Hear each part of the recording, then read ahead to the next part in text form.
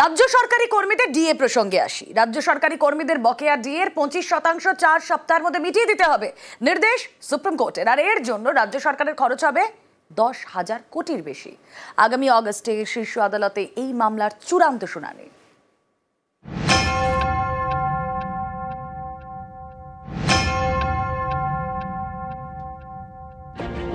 রাজ্য সরকারি কর্মীদের বকেয়া ডিএ মামলা শুক্রবার সুপ্রিম কোর্টের বিচারপতি সঞ্জয় কোরল এবং বিচারপতি সন্দীপ মেহতার বেঞ্চ নির্দেশ দেয় অন্তত 25% বকেয়া ডিএ 4 সপ্তাহের মধ্যে মিটিয়ে দিতে হবে রাজ্য সরকারকে। বকেয়া ডিএর বাকি অংশ নিয়ে চূড়ান্ত শুনানি হবে অগাস্টে। 25% রিলিজ করতে বলেছে supreme court, subject to the result of SL. DA মামলায় এক ধাপ তো আমরা ডেফিনেটলি এগোলাম, খুব কুইকলি আমরা রেসপন্স পেলাম এবং এগোলাম। আগামী দিনে যাতে পুরোটা নিয়ে লড়াই করা যায় এবং আইনি অধিকার যেটা কর্মচারীদের সেটা প্রতিষ্ঠা হয়, সেই লক্ষ্যে আমাদের লড়াই করতে হবে। রাজ্য সরকারি কর্মীদের বকেয়া ডিএ নিয়ে প্রথমে কলকাতা হাইকোর্টে মামলা হয়, তারপর সেই জল গড়ায় সুপ্রিম কোর্টে। এদিন শুনানিতে বিচারপতি সঞ্জয় কোরল বলেন, ডিএ মামলায় ট্রাইব্যুনাল কোর্ট, হাইকোর্টের ডিভিশন বেঞ্চ সব আদালতের রায় খতিয়ে দেখা হয়েছে। সব ক্ষেত্রেই ডিএ মিটিয়ে দেওয়ার পক্ষে রায় দেওয়া হয়েছে। রাজ্যের আইনজীবী অভিষেক মনু সিংভি জানান, 50% বকেয়া ডিএ মানে 20,000 কোটি টাকা। এত বড় অঙ্কের টাকা মেটাতে রাজ্য সরকারের কোমর ভেঙে যাবে, তাই বকেয়া ডিএ মেটানোর শতাংশের হারটা বিবেচনা করে দেখা হোক। এরপর দুই বিচারপতির বেঞ্চ জানায়, অন্তত 25% বকেয়া ডিএ 4 সপ্তাহের মধ্যে মিটিয়ে দিতে হবে রাজ্য সরকারকে। বকেয়া ডিএর বাকি অংশ নিয়ে চূড়ান্ত শুনানি হবে অগাস্টে। আজকে আদালত প্রথমেই যেটা বলছিলেন যে মামলা আমরা খারিজ করে দেবো। তবে সরকারের পক্ষ থেকে অনেক বিভিন্ন যুক্তি খাড়া করার চেষ্টা করছিলেন। তখন বলছি ঠিক আছে, তাই তোমরা আপাতত 50% বকেয়া টাকা দাও, তারপরে মামলা শুনবো। বুঝুন আমাদের টাকা নেই টাকা নেই টাকা নেই। বিচারপতিরা বললেন সেটা কোনো যুক্তি নয়, ঠিক আছে আপাতত 25% জমা দাও। হাইকোর্টে যেমন নির্দেশ দেওয়া আছে, যেমন সময়সীমা বলা আছে তার মধ্যে দিতে হবে। হাইকোর্টের রায় পর্যন্ত যত ডিএ ছিল, যত বকেয়া ডিএ, তার 25%। রাজ্য সরকারি কর্মী এবং পেনশনভোগীদের সংখ্যা প্রায় 10 লক্ষ। তাদের ডিএ বকেয়া রয়েছে 2009 সালের 1 জুলাই থেকে 2019 সালের 1 জানুয়ারি পর্যন্ত। এই বকেয়া ডিএর পরিমাণ 34%, যা 40,000 কোটি টাকার বেশি। অর্থ দপ্তরের হিসেব অনুযায়ী শীর্ষ আদালতের এদিনের নির্দেশ মেনে 25% বকেয়া ডিএ মেটাতে 10,000 কোটি টাকারও বেশি খরচ হবে।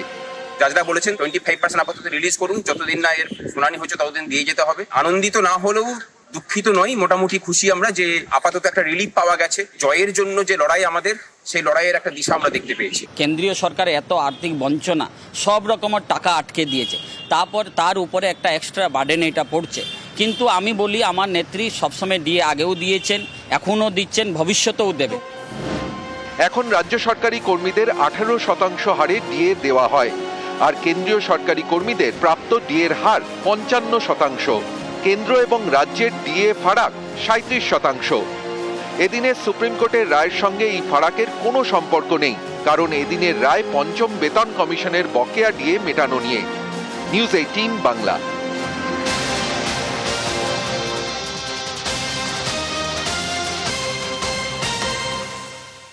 গতকালের যে ছবি আমরা দেখেছিলাম বিকাশ ভবনের বাইরে, বিকাশ ভবনে বল প্রয়োগের কোনো উদ্দেশ্য পুলিশের ছিল না।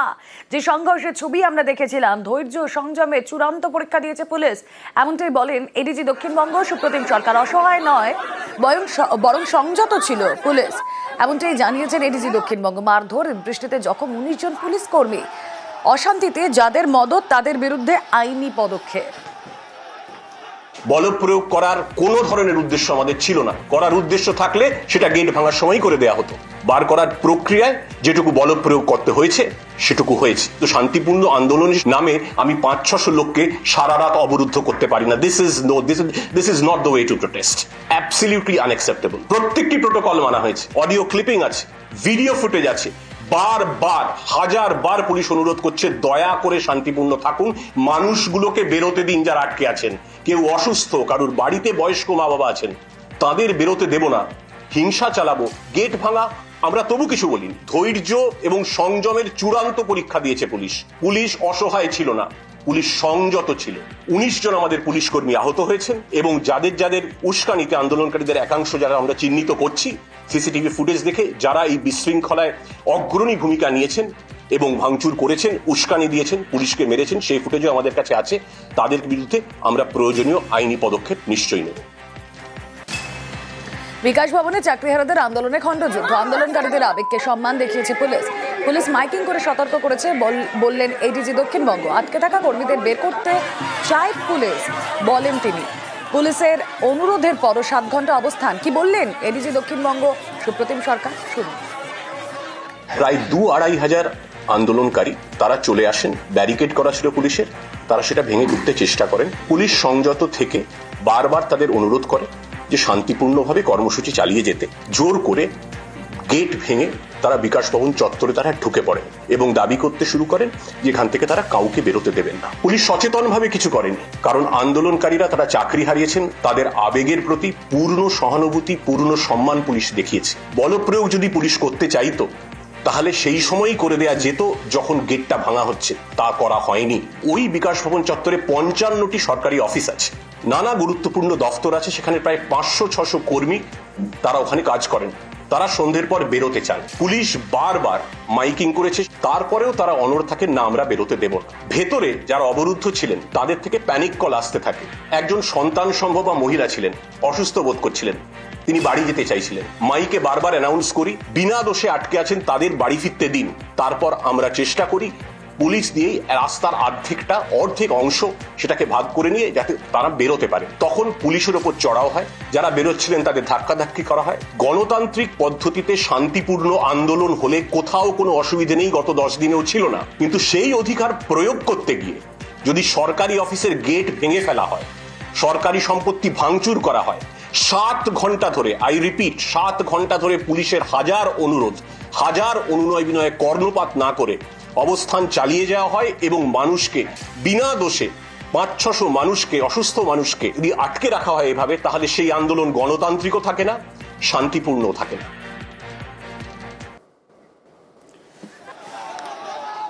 আর এদিকে চাকরি প্রার্থীদের আন্দোলন তা পেটের দায়। চাকরিহারারা তাদের গতকালের ঘটনার পর কি রিয়াকশন শুনবো। যোগ্যরা তারা কোথায় যাবে? এদের পক্ষে বঞ্চনা হচ্ছে কেন এত? এই প্রশ্নগুলো জবাব কে দেবে? আজকে যে এতজন রাস্তায় আমরা নেমেছি, আমরা তো কেউ শখে নামিনি, আমরা পেটের দায়ে নেমেছি। 3-3টে চাকরি চলে গেছে আমার, 3-3টে, primary, upper primary, high school, PhD সেরে এসছি অঙ্কতে। তাহলে এর দায়টা কে নেবে? আমরা আমাদের কথা ভাববো না ওনারা আমাদের কথা ভাববেন? সেই কারণে আমরা বন্ধ করে রেখেছিলাম তাদেরকে। লাঠিচার্জ কি করে করতে পারে? উনি সরাসরি লাঠিচার্জ করতে পারে, তার আগে ওয়ার্নিং দিতে হতো। আমরা তো এমনি ওনাদেরকে আটকাইনি। আটকেছিলাম কেন? আমরা যোগ্য শিক্ষক হয়েছি, হঠাৎ করে 7 বছরে চাকরি করার পর আমরা জানতে পারলাম আমাদের চাকরি নেই। আমরা ন্যায়ের জন্য আমরা কোনো কিছুই আমাদের হাতে ছিল না, নিরস্ত্রভাবে। অতএব আমরা মনে করি যোগ্য শিক্ষক হিসেবে ওনাদের আমরা যে আটকে রাখিনি, আমরা বিকাশ ভবনে আটকে রেখেছিলাম। আর এই নিয়ে শুরু হয়েছে রাজনৈতিক চর্চা। এ সরকার ফেল ফেল ফেল। বিকালে সব্যসাচীর লাঠি আর সন্ধ্যাবেলা মমতার পুলিশের লাঠি, এই তো বাংলা। পা ভেঙে দিলেন কৃষ্ণকান্ত রায় টিচারের, জাঙ্গিপাড়া ছেলে, তার পা ভেঙে দিয়েছেন আপনি। একটা আদিবাসী শিক্ষকের চোখ নষ্ট করে দিয়েছেন, এটা আপনার কাজ? সারাদিন পুলিশ নীরব দর্শক থাকলেন, ওরা যখন গেট ভাঙছেন তখনও কিন্তু কোনো বাধা পুলিশ দিলেন না। যেই সন্ধে হয়ে গেল এবং যে সব্যসাচী দত্ত তার গুন্ডা নিয়ে ভাঙতে পারলেন না, তখন আক্রমণ শুরু হলো। এটা সরকারের পরিকল্পিত আক্রমণ। সরকার ওদের সুযোগ দিয়েছে, তার গেট টেট ভাঙো, তাই তোমাদের বিরুদ্ধে কিছু কেস টেস করা যাবে, তারপর সেই অজুহাত নিয়ে আমরা লাঠিপেটা করতে পারবো। আমার তো মনে হচ্ছে এটা পূর্ব পরিকল্পিত। এ নিয়ে একটা উচ্চ পর্যায়ে তদন্ত হওয়া দরকার। গন্ডগোল এখনো বাঁধলো না, সে কি এই রকম মনোভাব নিয়ে একটা যদি গন্ডগোল পাকানোর চেষ্টা করে, একদিকে সিপিএম, আল্ট্রালেফট এবং বিজেপি হাতে হাত মিলিয়ে, তারপরে আর কোনো অভিযোগের জায়গা থাকে না। কেন রক্তাক্ত হলো, কি হলো, কতজন পুলিশ আক্রান্ত হয়েছে, তারা রক্তাক্ত হয়েছে। এবং এই জঙ্গি আন্দোলনের কোনো প্রয়োজন নেই, কারণ এটা একটা সাবজুডিস কেস।